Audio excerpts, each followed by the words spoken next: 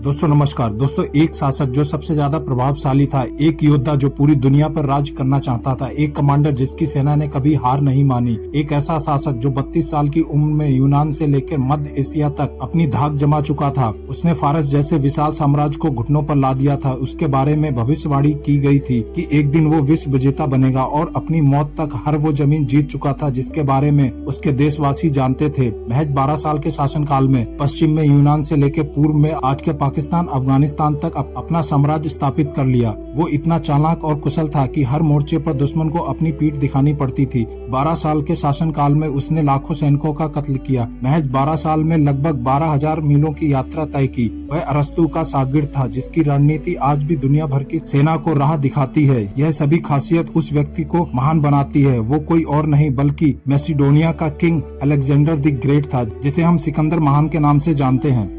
आइए जानते हैं ऐसे महान शासक के बारे में। दोस्तों यह जानकारी आपको जरा भी अच्छी लगे तो चैनल को सब्सक्राइब और लाइक जरूर करें। दोस्तों महज 32 साल की उम्र में सबसे बड़े साम्राज्य की स्थापना करने वाले नौजवान के बारे में जानने से पहले उसके जीवन के बारे में जान लेते हैं। दोस्तों मैसिडोनिया के रहने वाले सिकंदर का जन्म 356 ईसा पूर्व में हुआ था। मैसिडोनिया उत्तरी यूनान से बाल्कन तक फैला हुआ इलाका था। सिकंदर के पिता की उनके ही एक सुरक्षा गार्ड ने हत्या कर दी थी, जिसके बाद एक नए राजा के बनने का संघर्ष शुरू हुआ। सिकंदर में बचपन से ही कुछ ऐसी क्षमताएं थी कि देखने वालों को लगता था कि उन्हें इतिहास में एक महान व्यक्ति के रूप में याद किया जाएगा। महज 12 साल की उम्र में उन्होंने एक जंगली और बिगड़ैल घोड़े को काबू में कर लिया था। वह व्यूसीफेलस नाम का एक विशाल और जंगली घोड़ा था जो बाद में लगभग जीवन भर उनके साथ रहा। यह बच्चा बड़ा होकर अलेक्जेंडर द ग्रेट यानी सिकंदर महान कहलाया और प्राचीन दौर के सबसे प्रसिद्ध शख्सियतों में से एक बन गया। इस संघर्ष में उसने अपने सभी विरोधियों का सफाया कर दिया और 20 साल की उम्र में राजा बन गया। इसके बाद सिकंदर ने 12 वर्षों तक शासन किया। सिकंदर ने अपने सैनिकों के साथ 12,000 मील की विजय यात्रा की। सिकंदर उस समय फारस साम्राज्य के राजा मैसिडोनिया द्वितीय को हराया और मध्य एशिया तक यूनानी संस्कृति का प्रचार किया। अपनी बुलंदी की दौर में सिकंदर का साम्राज्य पश्चिम में यूनान से लेकर पूर्व में आज के पाकिस्तान, अफगानिस्तान, ईरान, इराक और मिस्र तक फैला हुआ था। सिकंदर को इतिहास में सबसे प्रभावशाली और कुशल राजाओं और सैन्य कमांडरों में से एक माना जाता है। सिकंदर से पहले मैसिडोनिया केवल एक भौगोलिक क्षेत्र का नाम था, लेकिन यह क्षेत्र मजबूती से जुड़ा हुआ साम्राज्य नहीं था। हालांकि सिकंदर के पिता फिलिप्स द्वितीय ने इस क्षेत्र को एक संयुक्त राज्य की एक शक्ल दी थी। सिकंदर की मां ओलंपियास उनके पिता फिलिप्स द्वितीय की तीसरी या चौथी पत्नी थी और इसलिए महत्वपूर्ण थी क्योंकि उन्होंने परिवार में पहले लड़के को जन्म दिया था, यानी सिकंदर के रूप में उन्होंने राज्य को उत्तराधिकारी दिया था।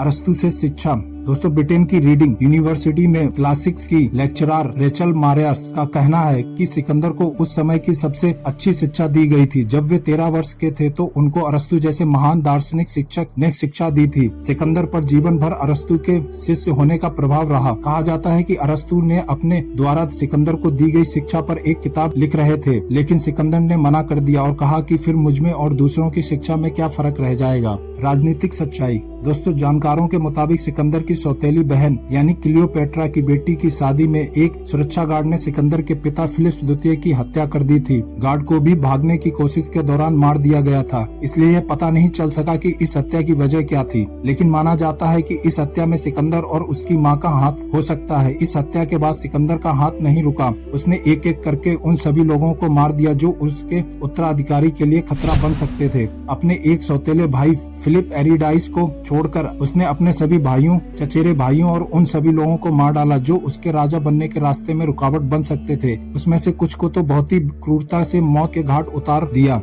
फारस साम्राज्य पर नजर। आखिरकार सिकंदर सिंहासन पर बैठा और अब उसकी नजर फारस साम्राज्य पर थी। फारस साम्राज्य ने 200 से अधिक वर्षों तक भूमध्य सागर से जुड़े इलाकों पर शासन किया था। यह साम्राज्य इतिहास के वास्तविक सुपर पावर में से एक था। फारस साम्राज्य की सीमा भारत से लेकर मिस्र और उत्तरी यूनान की सीमा तक फैली हुई थी। दोस्तों सिकंदर को युद्ध रणनीति में महारत हासिल थी। फारस साम्राज्य की तुलना में एक छोटी लेकिन प्रभावशाली सेना के हाथों राजा डेरियस द्वितीय की हार को इतिहास के एक महत्वपूर्ण मोड़ के रूप में देखा जाता है। लेकिन इस महान साम्राज्य का खात्मा सिकंदर के हाथों हुआ। इस युद्ध के नतीजे में एक प्राचीन सुपर पावर का पतन हुआ और एक नए और विशाल साम्राज्य के जरिए यूनानी संस्कृति और सभ्यता का प्रसार हुआ। इतिहासकार लिखते हैं कि सिकंदर की विजय एक श्रेय उनके पिता को भी जाता है, जिन्होंने अपने पीछे एक बेहतरीन फौज छोड़ी थी, जिसका नेतृत्व बहुत अनुभवी और वफादार सेनापतियों के हाथों में था। हालांकि एक चालाक और कुशल दुश्मन को उसके इलाके में जाकर हराना खुद सिकंदर की एक राजा के रूप में बुद्धिमत्ता और युद्ध रणनीति में महारत का कमाल था। सिकंदर के पिता फिलिप्स द्वितीय ने अकेले ही मैसेडोनिया के सेना को एक ऐसी प्रभावशाली सेना बना दिया था जिसका डर उस प्राचीन दौर में दूर दूर तक फैला था। फिलिप्स ने मैसेडोनिया के पूरे समाज को एक पेशावर सेना के साथ दोबारा संगठित किया था। दोस्तों, सिकंदर की फौज में उच्च श्रेणी के पैदल सेना, घुड़सवार दस्ते, भाला चलाने वाले और तीरंदाज इस सेना का हिस्सा थे। फिलिप्स की मृत्यु के बाद सिकंदर को यही सेना विरासत में मिली। सिकंदर हमेशा एक बुद्धिमान रणनीतिकार था। फारस साम्राज्य पर अपना कब्जा जमाने के बाद उसकी सेना पूर्व की ओर बढ़ने लगी और भारत तक पहुंच गई। यहाँ पर आगे चलकर सिकंदर का सामना पोरस राजा से हुआ। हालांकि युद्ध से पहले सिकंदर ने पोरस को संदेश भिजवाया कि वो अपनी सीमा पर आकर उनसे मिले और उनकी अधीनता स्वीकार करे। पोरस ने सिकंदर का संधि प्रस्ताव ठुकरा दिया और जवाब दिया कि वो सिकंदर की अधीनता स्वीकार नहीं करेंगे, लेकिन वो उनसे अपने राज्य की सीमा पर मिलने के लिए तैयार हैं। जिसके बाद दोनों के बीच भीषण युद्ध शुरू हुआ, जिसमें दोनों तरफ के कई लोग मारे गए और बड़ी संख्या में लोग हताहत भी हुए। ये लड़ाई झेलम नदी के किनारे पंजाब में जलालपुर में हुई थी। जानकार बताते हैं कि युद्ध के दौरान सिकंदर ने बार बार संधि प्रस्ताव भेजा, लेकिन पोरस नहीं माना। लेकिन जब पोरस ज्यादा दबाव में आ गया तो संधि के लिए मान गया और युद्ध रुक गया। जब दोनों राजा मिले तो पोरस के हाथी ने घायल होते हुए भी घुटनों के बल बैठकर उन्हें नीचे उतारने में मदद की। सिकंदर पोरस के 6 फीट ऊंची कदकाठी को देखकर बहुत प्रभावित हुआ। बंदी बनाने के बाद सिकंदर ने पोरस से पूछा कि उनके साथ किस तरह का सलूक किया जाए। पोरस ने तुरंत जवाब दिया, जो राजा एक दूसरे राजा के साथ करता है। सिकंदर ने पोरस को युद्ध क्षेत्र से जाने की अनुमति दे दी और कुछ दिनों बाद उसने पोरस को न सिर्फ उससे जीती हुई जमीन लौटा दी, बल्कि आसपास की कुछ अतिरिक्त जमीन भी उन्हें सौंप दी।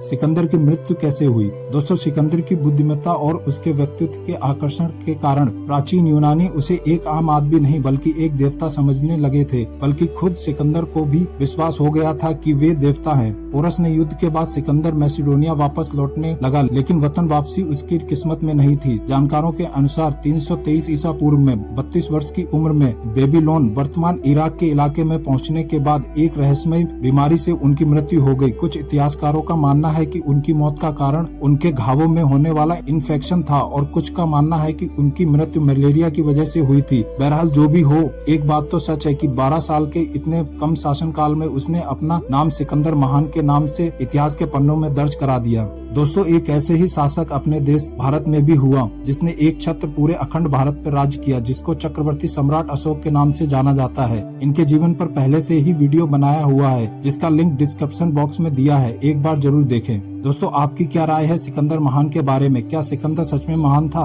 कमेंट बॉक्स में जरूर लिखें और साथ ही यह भी लिखें कि अगला वीडियो किस शासक के बारे में बनाएं। दोस्तों, आपको अगर यह जानकारी जरा भी अच्छी लगी हो तो चैनल को सब्सक्राइब करें। ऐसे ही किस्से और कहानी सुनने के लिए चैनल को सब्सक्राइब और लाइक करें। बहुत ही जल्द मिलते हैं अगले वीडियो में, तब तक के लिए धन्यवाद। भारत माता की जय।